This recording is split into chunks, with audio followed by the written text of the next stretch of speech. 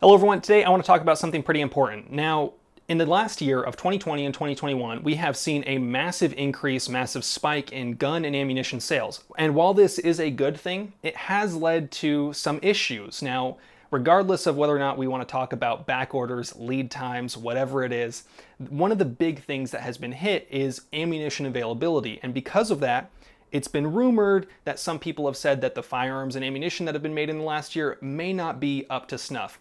And while I don't think that that's probably accurate on a wide scale as a whole, I think it is something to consider and something that you should be aware of. Because in this last year, we've seen manufacturers have to run around the clock with new employees, source parts from various locations.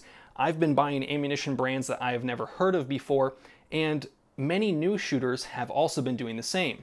For you and I, we might know what a SQUIB load is, and we might know why that's important to look out for. But today, I want to talk about that. But before we do, I do want to mention that the reason I'm talking about this today is because there has been a specific recall on Winchester ammunition, and I will have the links to all of the various different, because I can't list off every single lot number, but the bottom line is this. If you purchase that Winchester 9mm 115 grain prior to March 25th of 2021, it is not subject to the recall.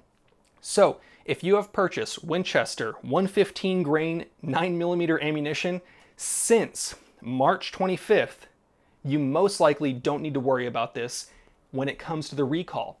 But I will be talking about why it's important, because the recall that they mentioned was due to unburnt powder and powder not properly igniting.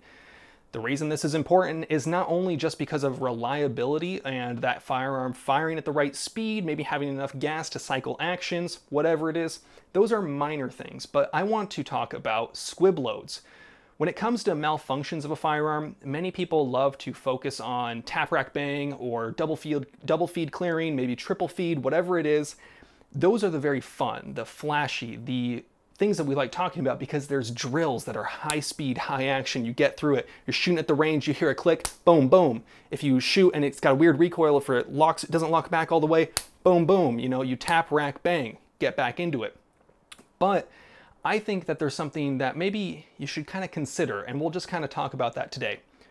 The first time that I experienced a SQUIB load was at a match where I was shooting casually at steel plates at a club match. Now, that specific gun, shooting that specific ammunition, was a hand-loaded .357 Magnum round shot out of a revolver. So it's not always going to show the same signs that you might notice. Now, what is a SQUIB load? A SQUIB load is when the bullet fails to all the way leave the barrel. This can lead to a wide variety of things, and I apologize that I'm sweaty. This goddamn fire merch from Paul Harrell and Shall Not Comply is just so goddamn sweet. Links in the description down below. Sorry, I just had to get that little tangent out there. Support Paul, support me, support Shall Not Comply. Link in the description. So, when you shoot a round and the bullet fails to leave, that's a problem, because if you are shooting it out of a semi-automatic, it might lead to the ammunition getting stuck in the barrel. It might lead to it not cycling back all the way. You basically have a dead gun, because if you were to try to fire that round, the next round, with a bullet still in the barrel, you have potentially created a grenade, because when that barrel goes in there and is halfway in the barrel or wherever it is in the barrel, and you fire that next round, it might cause a backup with full powder behind it, leading to an explosion. The first time that I ever experienced this, I was thankful to be around other people and to have the presence of mind myself to not continue firing. I was shooting someone else's firearm a firearm that I had never shot before, that was someone else's, using hand loads that were loaded pretty weak, out of a big heavy revolver. When I shot that gun, pow, pow, pff, and that's when I noticed that didn't sound right. Thankfully, I was shooting fairly slow, single action, out of a revolver and I wasn't shooting under stress that I was committed to fighting through. Typically, let's say you're shooting at the range with a semi-automatic, most people shoot, shoot, shoot. Let's say you have a jam. If you're trying to practice for real life, you're tapping, racking, bang, or identify, tap, rack, whatever it is, you might notice that something's wrong.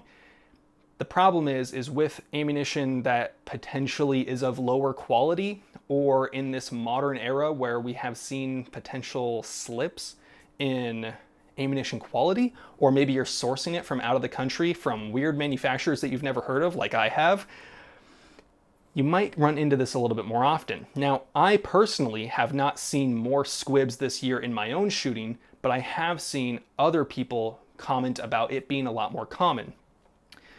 The things that you want to look for when you experience a squib, first of all, if you're at the range, I just want to say this, while practicing tap rack bang reactionary on the fly can be good practice, I think that you should also be aware of what a squib sounds like and might look like. If you've never experienced a squib before, I want to give you what it was like for me anytime I've been around them. If you pull the trigger and the recoil just feels weird on the gun, first identify, figure out what's going on. If you see that the bolt is not locked all the way back, if you see unburnt powder potentially in the chamber, if something weird is going on, just stop. It is probably going to sound like more of a or just a weird sound. You might hear gas leak out of around the barrel. You might not hear a full, if it just doesn't sound right. Really what you're looking for is feel and sound. If it sounds weird, if you hear a if you hear a hiss, anything like that, check it out. Pause. If you're at the range and if you don't have thousands of dollars on the line, heck, even if you're shooting at a competition, it might be a good idea to just check it out.